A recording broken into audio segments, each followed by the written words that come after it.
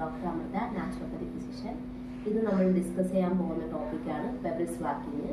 Pebbles walking ചെയ്യുന്നതിലൂടെ നമ്മളുടെ കാലുകളിൽ ബ്ലഡ് സർക്കുലേഷൻ കൂടുകയും അതോടൊപ്പം നമ്മളുടെ ലെഗിന്റെയും ഫീറ്റിന്റെയും മസിൽസ് സ്ട്രെങ്തൻ ആവുന്നത് വഴി നമ്മളുടെ ബാക്ക് പെയിന്, നീ പെയിന് പോലുള്ള പെയിൻസിനെ നമുക്ക് റെഡ്യൂസ് ചെയ്യാൻ സഹായിക്കുന്നു.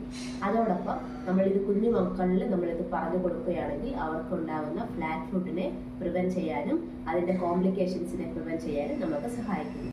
പെബിൾസ് വാക്കിംഗ് ചെയ്യുന്നതിലൂടെ നമ്മളുടെ കാൽപാദങ്ങളിലുള്ള അക്യുപഞ്ചർ പോയിന്റ്സിനെ സ്റ്റിമുലേറ്റ് ചെയ്യുകയും അത് അതിൻ്റെതായ അവയവങ്ങളിൽ പോയി സ്റ്റിമുലേറ്റ് ചെയ്ത് നമ്മളുടെ അവയവങ്ങൾക്ക് ഒരു റെജുവിനേഷൻ എഫക്റ്റ് കിട്ടുകയും മസാജിങ് എഫക്റ്റ് കിട്ടുകയും ചെയ്യുന്നു.